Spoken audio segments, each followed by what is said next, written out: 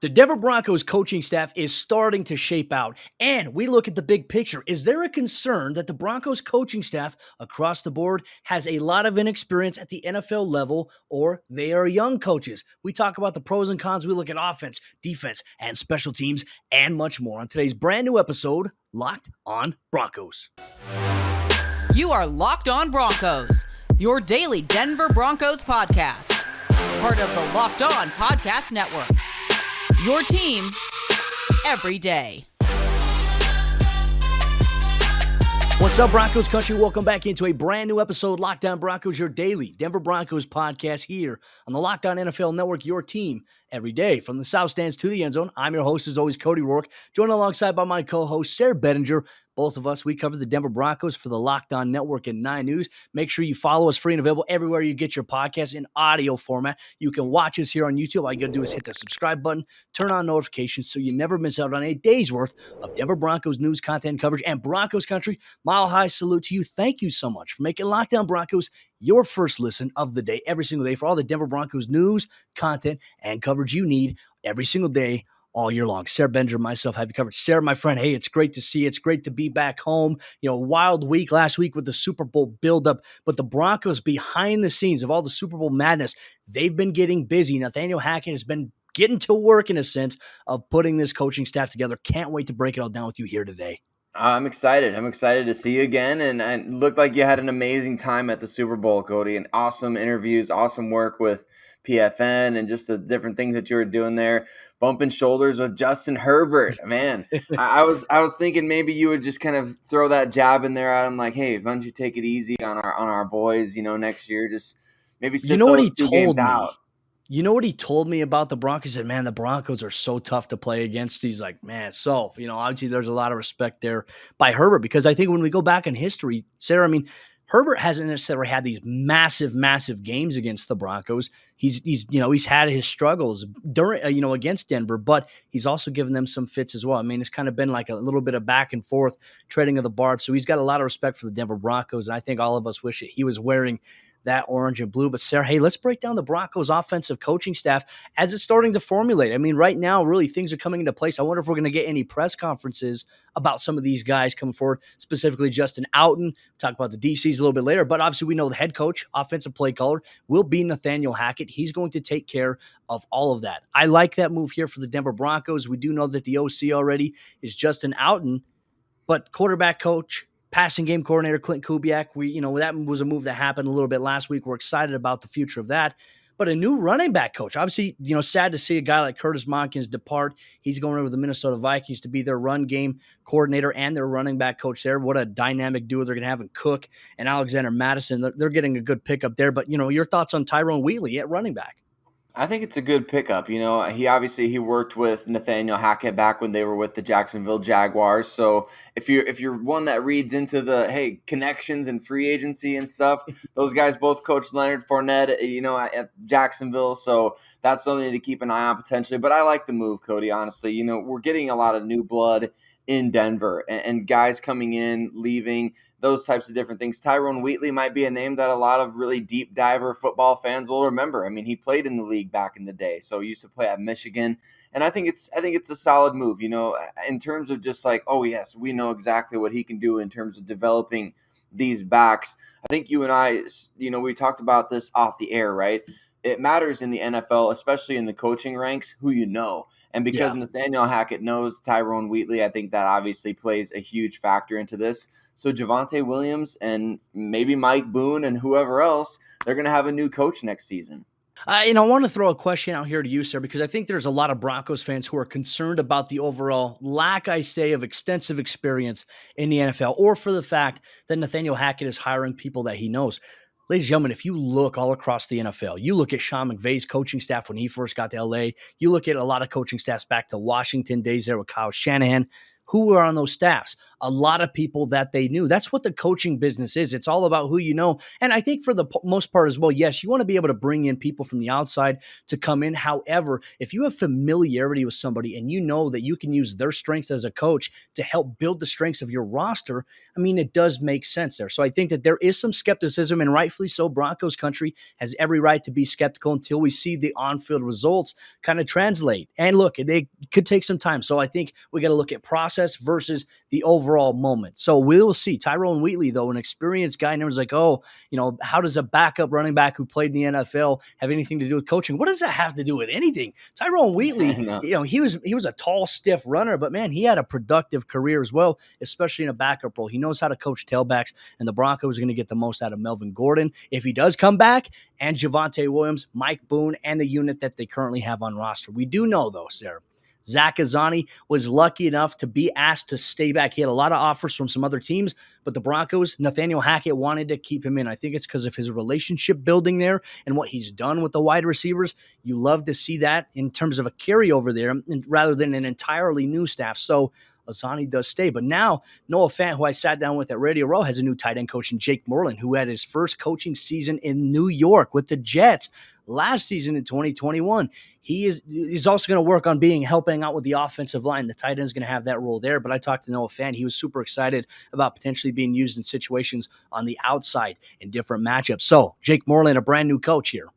Yeah, definitely. And to go back to your point on Azzanni as well, I read, and I don't know how I missed this, but the Atlanta Falcons specifically were one of the teams that was trying to pry him away from the Broncos. And you like to see, some continuity. Obviously, Azzanni is a guy that I think a lot of Broncos fans have kind of gotten to know. Just he's active on Twitter. He's coached a very productive group of players at that wide receiver position. I like the addition of Jake Moreland as well, Cody. Just getting a little bit of those San Francisco ties again. He and like you said, if he's going to be working some with the offensive line, that would mean that he and Butch Berry potentially cross paths at one point or another. Or I guess I don't know how those years moving back and forth, but one way or another, the QB collective, as we've talked about in the past, those ties are all kind of weaving their way back into Denver, right? And so you get these new position coaches, you get these opportunities for these young players to be coached by young guys who are all going to be collaborating.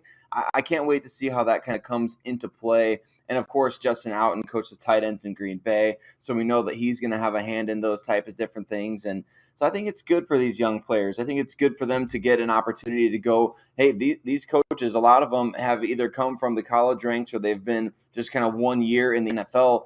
We're going to kind of grow together. And it's going to be something that I think what Nathaniel Hackett said, it's going to come to pass. It's going to be collaborative.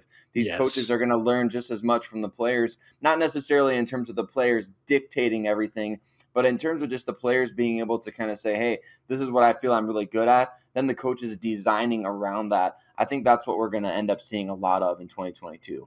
When I look at this entire staff here on the offensive side of the ball, it does go back to what you said, collaboration. And I think that's exactly the way you need to go. And you also need to have coaches that can relate to the players, that can build relationships with the players that they're going to coach, not just a business aspect. Yes, when you're on the football field, you're at practice, you're during games, it's completely business, but it's the relationships that you build here that are super important. And there was not all of that going on with the Broncos in the last staff, right? There were some great relationship building coaches inside that building. However, not every coach was like that. So something to keep an eye on there. We'll talk about obviously another move that the Broncos made in terms of the coaches getting a new coach as well. Plus the Broncos expected defensive coaching staff. You get that coming up here in just a moment, Broncos country. But let me tell you about betonline.net, the sponsor of today's episode, Lockdown Broncos. Now, football might be over for the season, but basketball, it's in full steam for both pro and college hoops. And from all the latest odds, totals, player performance props to where the next fired coach is going to land, BetOnline.net is the number one spot for all your sports betting needs. BetOnline remains the number one spot for all your sports scores, podcasts, and news this season. And it's not just basketball. BetOnline.net is your source for hockey, for boxing, UFC odds, right to the Olympic coverage, and more information. Head to the website today or use your mobile device to learn more about the trends and action. BetOnline, where the game starts. Jumping into the second half action on today's episode, Locked On Broncos, Sayre, Bedinger, myself, Cody Roark, bringing you daily Denver Broncos news, content coverage. Once again, Broncos country, we just want to say thank you so much for making Locked On Broncos your first listen of the day every single day. We appreciate your interaction in the YouTube comment section, your engagement with us on social media at Cody Roark NFL, at Sayre Bedinger, at Locked On Broncos. It means the world to both Sayre and I to be able to interact with all of you all around Broncos country. As we talk about the coaches here a little bit, Sayre, real quick, the coaches, they're going to be getting a coach. And it was reported by our good friend Mike Kliss that John Vieira, he will now be the Broncos special assistant to the head coach and an instructional designer. So what this means in the NFL terms is you have a coach that helps coach the coaches in a sense, not necessarily telling them, hey, you need to run this play, you need to run this play, but it can go something as to like building out practice plans, right? You have a young and inexperienced coaching staff at several positions.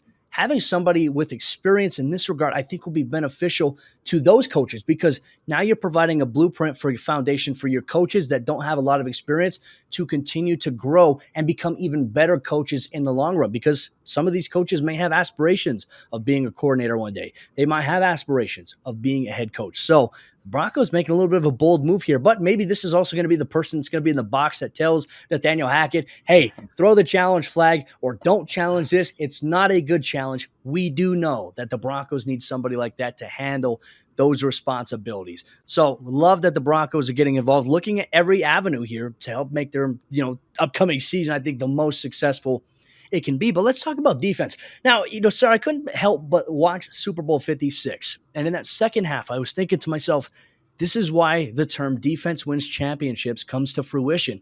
The Bengals defense was playing really aggressive against the Rams. The Rams defense was playing very aggressive against the Bengals. Our good friend Von Miller had a couple of sacks late in that second half and impacted the game in a big-time manner there that I thought to myself, okay, hey, defense does win championships. You need a defense, but you also need an offense. We're not saying that the offense needs to continue to be how it is. It has to be better, but defense still has to be very good. Now the Broncos are bringing over a couple coaches from the Los Angeles Rams Super Bowl winning staff to help coach. We know that it's expected to be announced this week, Ejiro Evero as the next defensive coordinator for the Broncos. But Sayre, early on last week, the Broncos made a move to bring in a very experienced defensive-minded coach as a consultant in Dom Capers. They did. And I think most Broncos fans, reacted to that very positively just because when we hear Dom Capers, I think back to, man, I watched the first game in Houston Texans history. I remember Dom Capers from forever ago, but even more recently, he was with the Detroit Lions in a consultant role and helped Aaron Glenn become a legitimate head coach candidate as well. So I think that obviously that really, to me, is something that's going to be important. And you need to have some sort of overarching accountability. And this does indicate to me too, Cody, that maybe George Payton was kind of like, hey, we really want to keep the defensive scheme kind of the way that it was, because we know Dom Capers, obviously, and Ejiro Evero, they have connections to Vic Fangio through the years, and there's been other coaches being brought in with Fangio connections as well. So maybe the defense is going to stay similar schematically, but bringing in Dom Capers as a consultant, I think is just a good idea.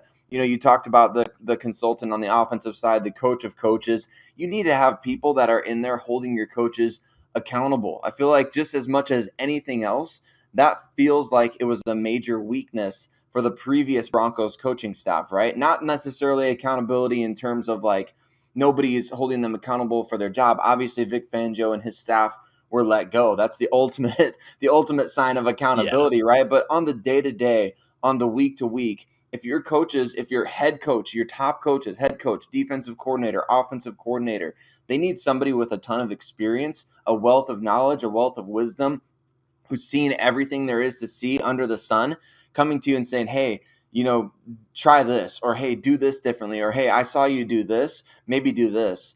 Not necessarily dictating, like, it's not like I don't think Dom Capers is going to be the defensive puppeteer, so to speak. Yeah. But man, that Detroit Lions defense, they played tough last season for Aaron They Glenn. did. And so I think that obviously there's some value that Capers brings to the table. And frankly, I'm interested to see, kind of what he can do with Denver, because that experience is something that we've talked about. It's missing from the coaching staff as a whole. So this just shows me some wisdom on the part of Nathaniel Hackett.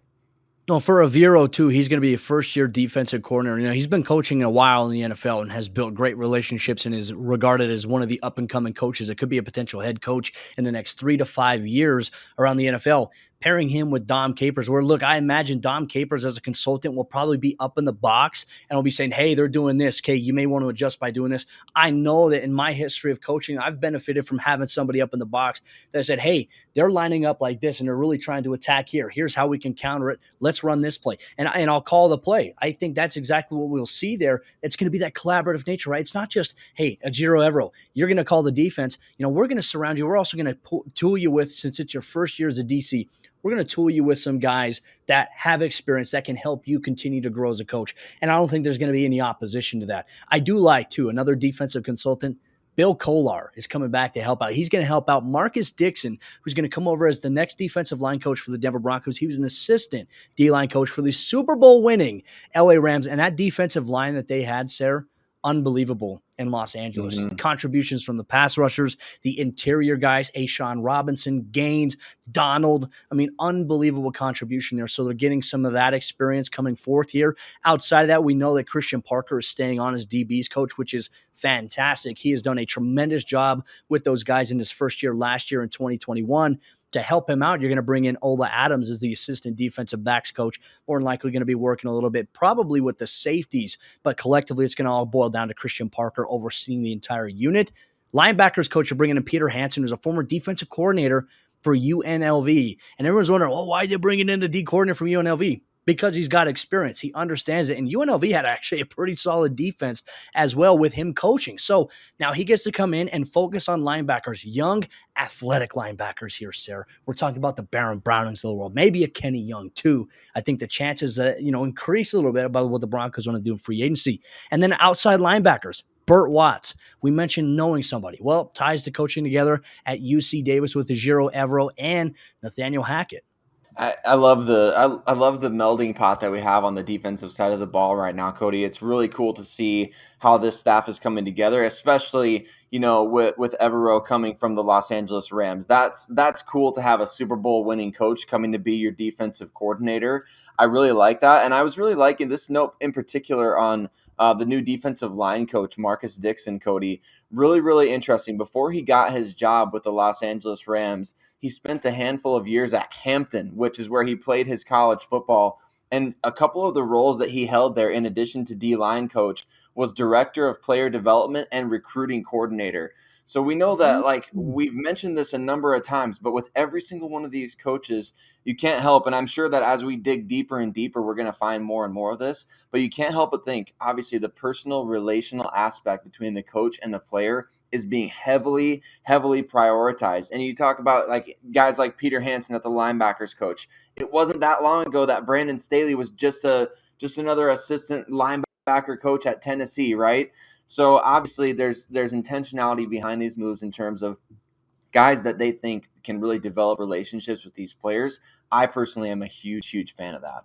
Well, the parts of your coaching staff are super important, especially if you want sustainability. And ladies and gentlemen, if you need parts for your vehicle, rockauto.com also has you covered. The sponsor of today's episode, Locked On Broncos. If you need anything for your vehicle, rockauto.com has everything that you need, all the parts available for your car or your truck. And you can save time and money when you choose rockauto.com today. Why choose to spend 30%, 50%, or even 100% more for the same parts from a chain store or a dealership when you can go to rockauto.com at home, on the website, or in your pocket using your phone? rockauto.com. rockauto.com is a family business that's been serving auto parts customers and do-it-yourselfers for over 20 years, Sayre. That's 20 years of reliable service, and prices at rockauto.com are always reliably low for every single customer. I know in the times that I've utilized rockauto.com for something like a brand new steering wheel cover, a frost blocker for the winter, or air fresheners, I've gone to rockauto.com because the prices are always reliably low and they deliver it directly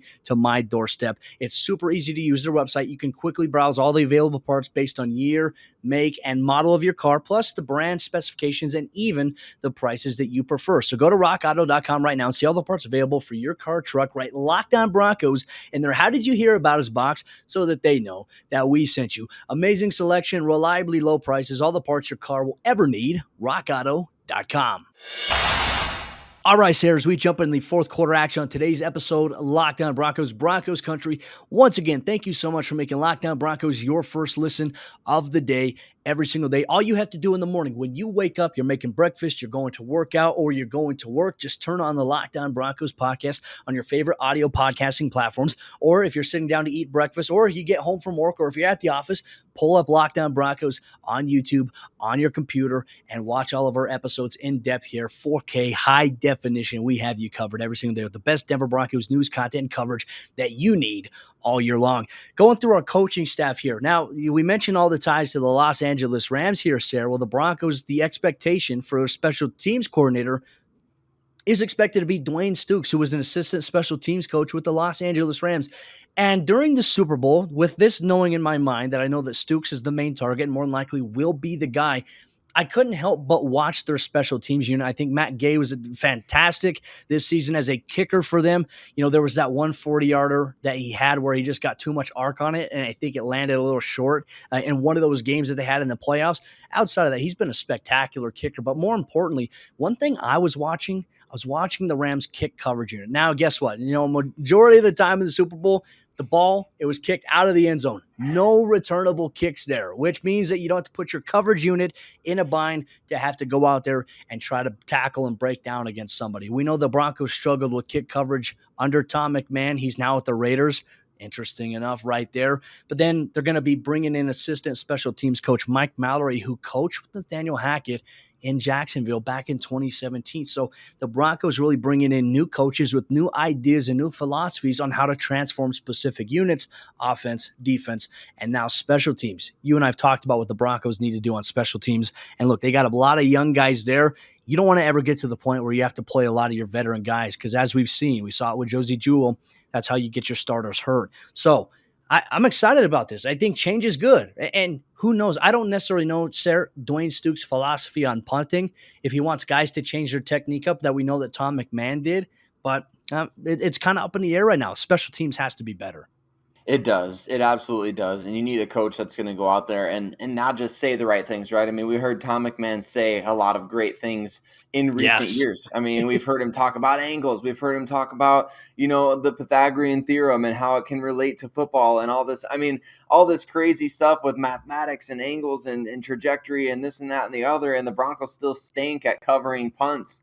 So I don't know. I mean, it can't be that super complicated. I know it's way more complicated than I perceive it to be from the outside looking in because so many kickoffs do sail out of the end zone and so many punts do just land in the end zone for touchbacks. And I don't know. I mean, there's so much going to be about this higher proof is in the pudding for me. I just want to see these guys play and see what they can do. I'm interested to see personnel changes player-wise. Like, do the Broncos, what are they going to do with Deontay Spencer? They're going to bring in a new kick and punt returner. I think they will. We'll see what happens there. Are they going to keep Sam Martin and Brandon McManus? Probably. So, in terms of just the way that the personnel is going to look with these guys, the additions that they make depth-wise. Interesting note, too, about Stukes, Cody. He once played for the Colorado Crush. Back, John Elway obviously was the owner and GM of the Colorado Crush back in the early 2000s. So Stukes played for the team back then.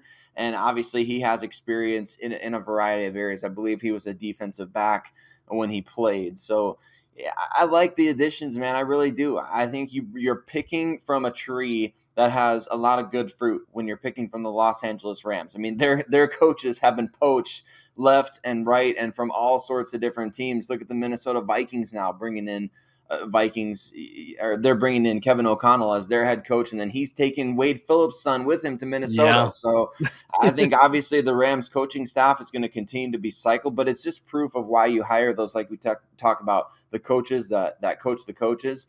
You're raising up other leaders from underneath you that can be the next guy. So your tight ends coach could be your offensive coordinator next year, or, running backs coach or whatever, what have you. Special teams has got to be the same way. You got to have a couple guys that can be on the ready. And I think getting some new coaching out there is going to be good for the Broncos.